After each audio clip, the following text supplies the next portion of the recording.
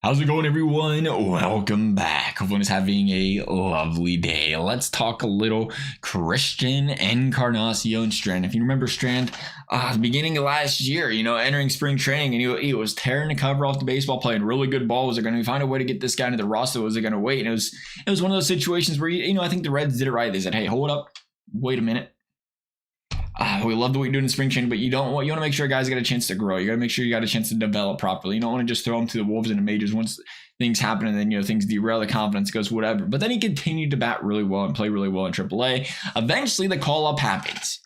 And Christian Encarnacion Strand has looked very impressive for the Cincinnati Reds. Some of the notable stats, he batted .314 with runners in scoring position last season. Had a .444 on-base percentage with runners in scoring position last season. A very clutch hitter in those regards. Pretty balanced across the board. He has .259 against the lefties, .271 against the righties, or .274 against the righties, I should say.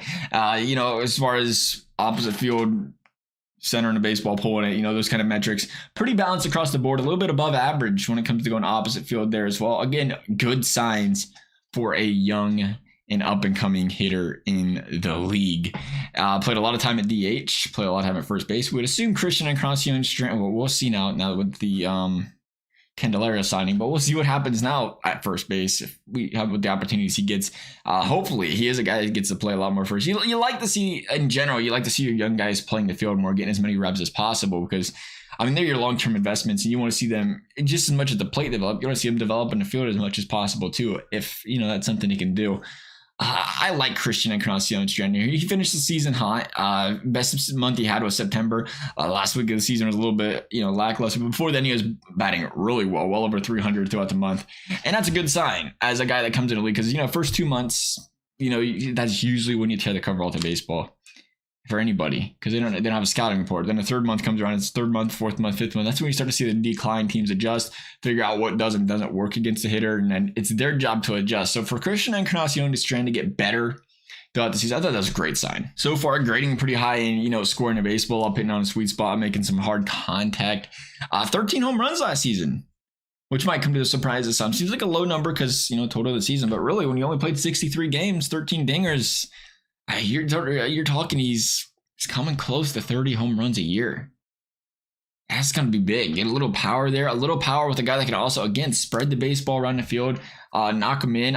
I like the upside of Christian Encarnacion Strand here. I like the upside of a lot of these Reds young guys. It just feels like it's going to be very biased. It's going to happen. It's going to happen, though, because, the way they come up and impress like this, and again, you expect them. There's...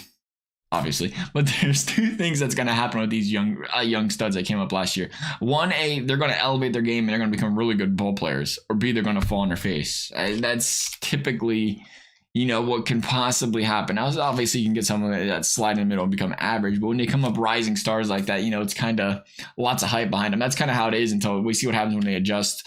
If they can readjust from the adjustment phase, ever so important to get guys that are, wanting to play as well. You see the Anthony Rendon talk lately. You respect what he wants to do, but it's crazy when you see an athlete come out and say, "I'm just here to get the money. I don't really care about the game that much anymore. I'm not that passionate about it." That stuff scares you. But stuff like that, that kind of differentiates stuff, some of the good from the great stuff, right? You got those guys with that kind of mindset that's constantly trying to grind, improve, and get better. And hopefully that's what we see out of some of these Reds guys.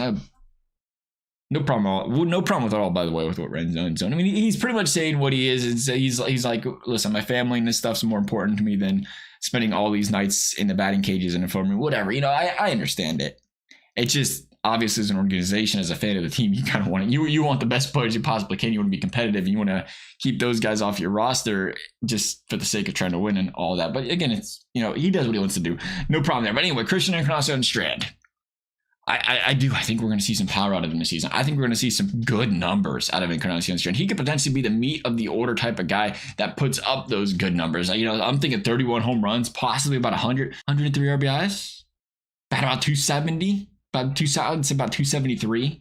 Maybe a 333 on base percentage this season out of Christian Encarnacion Strand. Pretty good season for him, I think. Love y'all's thoughts. Thank you for watching. We'll see you next time.